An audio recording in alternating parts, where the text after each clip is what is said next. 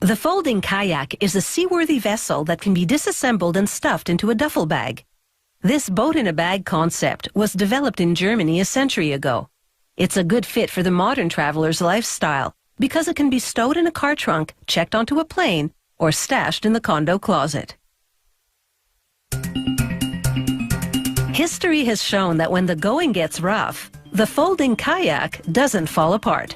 Adventurers have crossed oceans in them, and today its story continues to unfold. The kayak frame starts with parts cut from solid ash and laminated birch. For waterproofing, they dip them in marine-grade varnish 3 times, drying them for 24 hours between dips. A worker then rivets metal fittings to a varnished section of the keel board. It's these fittings that enable the folding kayak to move with the sea instead of against it. That's because they're made of an aluminum-copper alloy, a metal with a certain amount of give. He fastens more aluminum alloy fittings on the cross ribs. There will be a total of 7 cross ribs in this 2-seater folding kayak.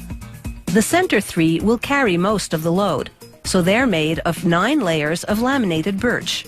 It's super strong because, unlike solid wood, it has few knots or imperfections. He applies a label with a production serial number to a boomerang-shaped piece of the frame. This is how the kayak owner would actually assemble the boat on site.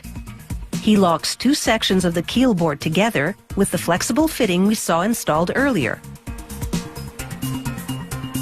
He snaps the bow piece to the front and hooks rods into fittings installed on the bow. He fastens a couple of ribs to the keel board. The gunnels, which are the top sides of the boat, are next. He attaches one end to the bow and the other to one of the ribs. The bow and stern parts are color-coded, with red painted fittings for the bow and blue ones for the stern. All the parts fit together like a toy model. With both gunnels now attached, he's ready to install more ribs, the laminated birch ones that form the cockpit.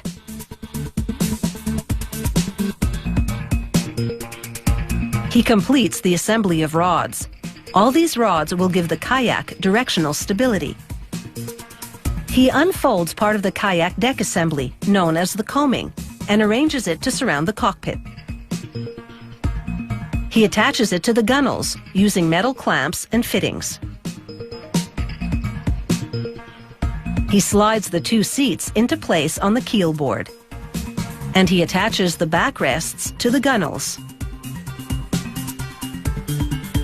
The frame of this folding kayak is now complete and ready for its custom-made skin.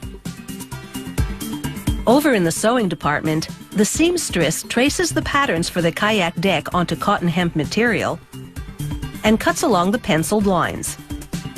This natural fabric will allow the deck to breathe and yet keep it watertight.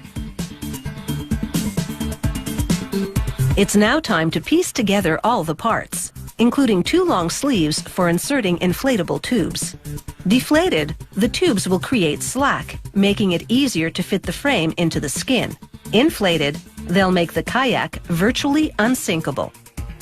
Once the thick layers have been stitched together, she's ready to insert the inflatable tubes. They were pumped full of air to be examined for holes, so she deflates them. She uses a long pole to extend her reach and push the inflatable tube into the sleeve. With the synthetic rubber hull now stitched to the deck fabric, the skin is complete and ready for the kayak's wooden frame. This particular model has been painted black. If the fit is even slightly off, the kayak won't perform properly. This skin fits like a glove. He brushes glue onto the tips of the bow and stern, and then presses molded rubber bumpers onto those areas. The bumpers will protect the ends of the hull casing, which take a lot of hard knocks. In total, it takes about 50 person-hours to make a folding kayak. It should take the owner about 15 minutes to disassemble or assemble one. For some, it will become a traveling essential, part of the luggage on any trip.